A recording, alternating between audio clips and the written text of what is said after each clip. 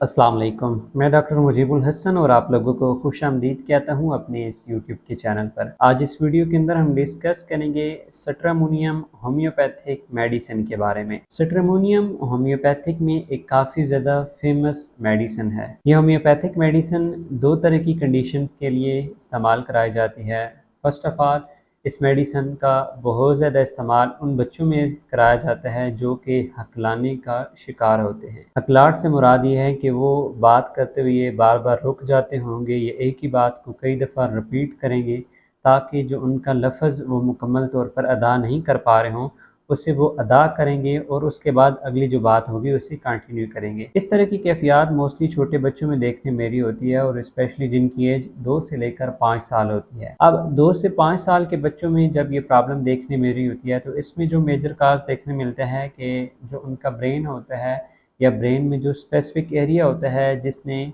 जब बंदा बातचीत कर रहा होता है तो वो उसको कंट्रोल करता है, या हमारे जो अल्फाज अदार होते हैं, हमारे ब्रेन के अंदर ये अल्फाज पहले आते हैं, देन हम इसे आगे प्रोनाउंस करते हैं। जब ये कंडीशन बच्चों में काफ़ी ज़्यादा मुतासर होती है तो वही बच्चे हकलाहट का शिकार पाए जा रहे होते हैं या अपनी बात को बार बार रिपीट कर रहे होते हैं। सेकेंडली, इस मेडिसिन को हिस्ट्रिया के पेशेंट्स के अंदर इस्तेमाल कराया जा रहा होता है जिन पेशेंट्स की मेंटली कंडीशन स्टेबल ना हो और वो बड़ी उम्र के अफराद हों या बच्चे हों, दोनों एजेस के अंदर इस मेडिसिन का इस्तेमाल काफ़ी ज़्यादा देखने मिलता है। इस वीडियो में हम सिट्रामोनियम होम्योपैथिक मेडिसिन के रिलेटेड डिटेल के साथ डिस्कस करेंगे, और इन तमाम तर टॉपिक्स के हवाले से जिसमें जो बच्चे हकला रहे होते हैं या जो बड़ी उम्र के अफराद या बच्चे हिस्ट्रिया वाले पेशेंट्स होते हैं जिनकी मेंटली कंडीशन स्टेबल नहीं होती, इन तमाम तर टॉपिक्स को डिटेल के साथ कवर करेंगे। लेकिन पहले आपसे गुजारिश है कि अगर आप इस चैनल के ऊपर फर्स्ट टाइम आए हैं तो चैनल को लाजमी सब्सक्राइब कीजिएगा और साथ बेल आइकन की घंटी को लाजमी प्रेस कर लीजिएगा, ताकि इसी तरह की इन्फॉर्मेटिव वीडियोस होम्योपैथिक मेडिसिन के बारे में आपको मिलती रहें। अपनी ट्रीटमेंट के हवाले से अगर आप मेरे साथ रब्ता करना चाहते हैं तो कुछ फ़ीस पे करने के बाद आप व्हाट्सएप के ऊपर इस दिए गए नंबर पर मेरे साथ रब्ता कर सकते हैं। सबसे पहले डिस्कस करते हैं कि जो छोटे बच्चों में ये हकलाने की प्रॉब्लम पाई जा रही होती है, आखिर इसमें मेजर काजेज़ क्या देखने मिलती हैं और ये कितनी टाइप्स की प्रॉब्लम पाई जा रही होती हैं। अब यहाँ पर डिटेल से हम डिस्कस करेंगे। तो फर्स्ट ऑफ ऑल बात करते हैं कि जो बच्चे 2 से लेकर 5 साल के होते हैं उनमें जो ये प्रॉब्लम पाई जा रही होती है, तो इसमें ये 3 स्टेजेस होती हैं। एक तो उनकी डेवलपमेंट स्टटरिंग की प्रॉब्लम होती है। स्टटरिंग मीन हकलाना इंग्लिश में, या जब हम मेडिकल टर्म में इसका वर्ड यूज़ करेंगे तो उसे स्टटरिंग कहा जा रहा होता है। अब जो डेवलपमेंटल स्टटरिंग की प्रॉब्लम होती है, ये एक नेचुरल चीज़ होती है जिसमें बच्चे की एज जो ही 5 साल से बड़ी होती जाएगी या बच्चा 5 साल से जो ही बड़ा होता जाएगा, तो उसमें जो ये कैफियत पाई जा रही होगी हकलाने वाली, इसके अंदर आहिस्ता आहिस्ता बेहतरी आने लग पड़ेगी। लेकिन जो ये 2 से 5 साल का ड्यूरेशन होगा, इसमें आप कोशिश करें कि बच्चे के साथ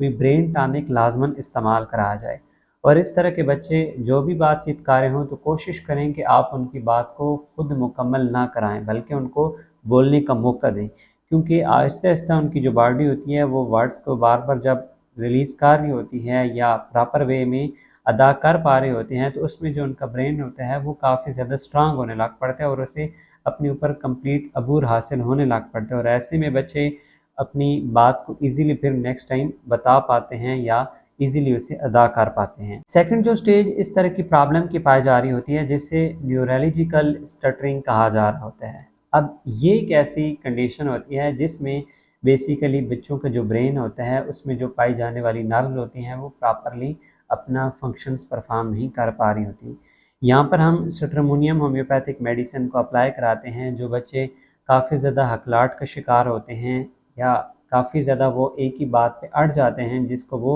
रिपीट या आसानी से अदा नहीं कर पा रहे होते, तो ऐसी कंडीशन के लिए सिट्रामोनियम होम्योपैथिक मेडिसिन 200 पोटेंसी के अंदर काफ़ी ज़्यादा बेस्ट रोल प्ले करती है। ऐसी कंडीशन में सिट्रामोनियम के साथ कालीफास 200 पावर में जब अप्लाई कराई जाती है, तो दोनों मेडिसिन के इस्तेमाल से तकरीबन 1 महीने तक जब ये मेडिसिन यूज़ होती है तो बच्चा 50% तक काफ़ी ज़्यादा बेहतर हो जाता है। न्यूरोलॉजिकल स्टटरिंग की जो ये प्रॉब्लम होती है, इसमें बेसिकली जो आर्गन होता है जैसे ये ज़बान है और ब्रेन है, ये आपस में सही तरह से कोऑर्डिनेट नहीं कर पा रहे होते। यहाँ पर जो ब्रेन होगा वो वर्ड को आगे की जानिब रिलीज़ करेगा, लेकिन जो ज़बान होगी वो उसे सही तरह से अदा नहीं कर पा रही होगी, तो बीच में जो ये मिसअंडरस्टैंडिंग हो रही होती है दोनों आर्गन्स के बीच में कहा जाए या दोनों मसल्स के अंदर जो ये मिसअंडरस्टैंडिंग की प्रॉब्लम पाई जा रही होती है, तो इन दोनों मेडिसिन से, जिसमें सेट्रामोनियम और कालीफास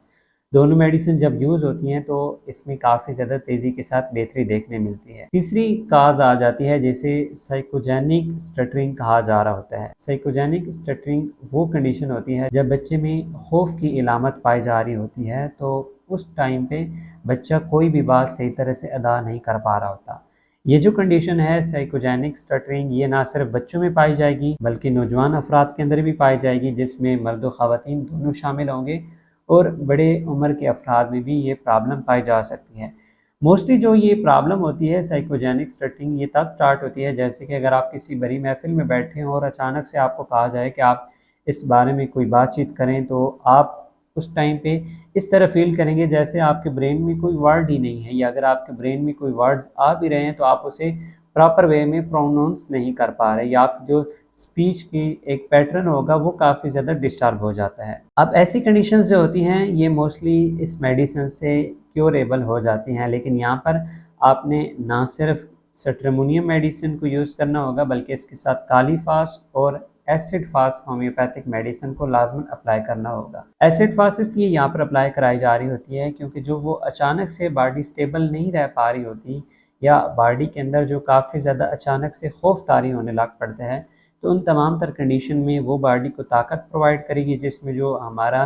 कंप्लीट इम्यून सिस्टम होता है, ये नर्वस सिस्टम होता है, वो स्टेबल रहता है। जब वो कंप्लीट स्टेबल रहेगा तो वहाँ पर आप इजीली अपने ऊपर कंट्रोल करके अपनी बात को जारी रख सकेंगे या बयान कर सकेंगे। तो इन तमाम तर तीनों काजेज़ की बेस पे ही बच्चों में या बड़ी उम्र के अफराद में जो ये हकलाने की प्रॉब्लम होती है, ये देखने में मेरी होती है। अब आते हैं दूसरे पॉइंट की जानिब। यहाँ पर हम डिस्कस करेंगे कि ये मेडिसिन जो पेशेंट्स हिस्ट्री वाले होते हैं या जिनकी मेंटली कंडीशन काफ़ी ज़्यादा अनस्टेबल होती है, उनमें क्या क्या रोल प्ले करती है या कौन सी सिम्टम्स में अप्लाई कराई जा सकती है। फर्स्ट ऑफ़ ऑल, जो बड़ी उम्र के अफराद होंगे जिनमें इस तरह की अलामत देखने मिलें कि वो किसी ऐसी चीज़ के साथ बातचीत कर रहे हों या बातें करने की कोशिश कर रहे हों, या उनसे बातें करते हुए ये महसूस कर रहे हों खुद को, जो कि हकीकत में वहाँ पर पाई ही ना जा रही हो।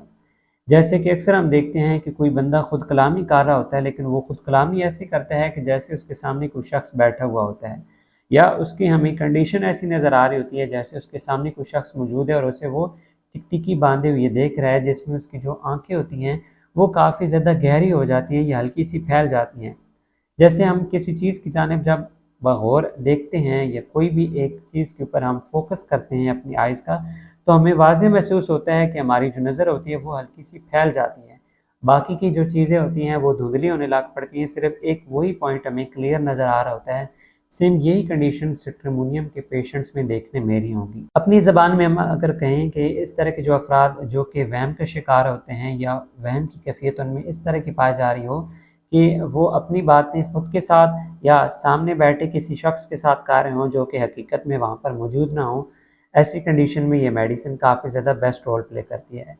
अब इस तरह के जो पेशेंट्स होंगे, मर्द व ख़वातीन जो बड़ी उम्र के अफराद होंगे, मोस्टली उनकी जो बातचीत होगी वो काफ़ी ज़्यादा बेहुदा किस्म का वर्ड यूज़ करना यहाँ पर सही नहीं होगा, लेकिन ऐसी होगी कि जो हम ईज़िली किसी महफ़िल में नहीं कर पा रहे होंगे। इस तरह के वर्ड्स वो अक्सर औक़ात यूज़ करते होंगे, या जिसमें वो काफ़ी ज़्यादा सेक्सुअली वर्ड्स का इस्तेमाल करते होंगे। या कुछ ऐसे पेशेंट्स भी यहाँ पर देखने मिलेंगे कि जो कि अपने आप को काफ़ी ज़्यादा कोसते रहते होंगे, अपनी जो प्रीवियस उनकी लाइफ गुजरी हुई हो उसमें जो उनकी गलतियाँ वगैरह हो गई हों, उन चीज़ों को किसी दूसरे शख्स के साथ वो शेयर कर रहे हों, लेकिन यहाँ पर मेन पॉइंट वही है कि दूसरी जानिब हकीकत में कोई शख्स मौजूद नहीं होगा, बल्कि ख़यालाती तौर पर वो किसी शख्स को इमेजिन करके उसके साथ बातचीत कर रहे होंगे। अब ऐसे अफराद मोस्टली अपनी फ़िज़िकल सिम्टम्स में ये बताते होंगे कि उनमें या तो फालिज आहिस्ता आहिस्ता डेवलप हो रहा होगा, जैसे उनके अज़ा कोई काम नहीं कर रहे होंगे, या दूसरे पे ऐसे शख्स के सर में आहिस्ता आहिस्ता दर्द की कैफियत काफ़ी ज़्यादा देखने में मिलती रहती होगी। अगर यहाँ पर स्पेसिफिक मैं टाइम ड्यूरेशन की बात करूँ तो मोस्टली ऐसे पेशेंट सुबह 9 बजे के बाद से लेकर दिन के दरमियान तकरीबन 2 से ढाई का जो टाइम होता है, इस ड्यूरेशन के दरमियान अक्सर बताते होंगे कि उनके सर में हल्का-फुल्का दर्द फ़ील हो रहा होगा। लेकिन जो ही इसके बाद का टाइम स्टार्ट होगा तो उनकी कैफ़ियत जो होगी वो फिर बेहतर होने लग पड़ेगी। इसके अलावा ऐसे जो अफराद होंगे उनमें कुछ और सिम्टम्स भी देखने में मेरी होंगी, जैसा कि इन पेशेंट्स को अंधेरे से काफ़ी ज़्यादा डर लगता होगा और इनकी कोशिश होगी कि किसी रोशनी वाली जगह के ऊपर ये अपना टाइम स्पेंड करें, या अगर ये किसी ऐसी जगह पर बैठे हुए होंगे जहाँ पर इनको अंधेरा फील हो रहा हो हल्का हल्का, तो ये कोशिश करेंगे कि वहाँ पे जो भी आसपास लाइट वगैरह अवेलेबल हो उसे चलाया जाए, ताकि इनकी जो ये मेंटली कंडीशन है इसमें इन्हें बेहतरी महसूस हो। इस तरह के पेशेंट अक्सर औक़ात अपनी बातचीत या अपने कलाम के दौरान काफ़ी ज़्यादा कस्में वगैरह उठाते होंगे, वो इसलिए ताकि अगला बंदा इनकी बात के ऊपर यकीन कर सके। अब जो ये कंडीशंस मैंने आपके साथ शेयर की हैं, इन कंडीशंस के लिए ये मेडिसिन काफ़ी ज़्यादा बेस्ट रोल प्ले करती है। अब यहाँ पर ये मेडिसिन 30 पोटेंसी, 200 पोटेंसी और 1 एम पावर के अंदर इस्तेमाल कराई जाती है। तीनों जो पावर्स हैं ये पेशेंट की कंडीशन के हवाले से ही सजेस्ट की जा रही होती हैं। मेरा मशवरा तो आपको ये होगा कि आप इस मेडिसिन को इस्तेमाल करने से पहले अपने होम्योपैथिक डॉक्टर के साथ लाजमन फिजिकली कंसल्ट करें। उनकी कंसल्टेशन की बेस पे इस मेडिसिन को आप अप्लाई करें। जिन पेशेंट्स की कंडीशन इतनी ज़्यादा सीवियर नहीं होती, मतलब कभी कभार उनमें इस तरह की वहमी कैफियत देखने में मेरी हों, तो वहाँ पर इस मेडिसिन को आप 30 पोटेंसी में अप्लाई कराएंगे। 30 पोटेंसी में इसके 5 ड्रॉप 1 कप पानी में डालकर जस्ट 2 टाइम सुबह शाम खाने के बाद अप्लाई कराने होंगे। जिन पेशेंट की कंडीशन काफ़ी ज़्यादा सीवियर पाई जा रही हो, वहाँ पे 200 पोटेंसी को यूज़ करना है। 200 पोटेंसी के भी सेम 5 ड्रॉप्स सुबह शाम आपने खाने के बाद अप्लाई कराने होंगे। अब जिन पेशेंट्स की कंडीशन काफ़ी ज़्यादा सीवियर हो, तो उसमें फिर 200 पोटेंसी की मेडिसिन तो साथ जारी रहेगी, लेकिन वहाँ पर 1 एम पावर में कुछ डोजेज अप्लाई कराई जाती हैं। जैसे कि 1 एम पावर में इसकी 5 डोजेज अप्लाई करानी होगी, जो कि 3-3 दिन के वक्फे से सुबह के टाइम पेशेंट को रिपीट करानी होगी, और साथ जो 200 पोटेंसी होगी वो सेम उसी तरह से सुबह शाम पेशेंट में यूज़ होती रहेगी। जब पेशेंट की कंडीशन स्टेबल हो जाए तो वहाँ पर जस्ट फिर आपने 200 पोटेंसी को एक टाइम पे ही अप्लाई कराना होगा। उम्मीद है आज की वीडियो आप लोगों को काफ़ी ज़्यादा पसंद आई होगी। कोई भी क्वेश्चन हुआ इस होम्योपैथिक मेडिसिन के हवाले से तो आप कमेंट्स के अंदर पूछ सकते हैं,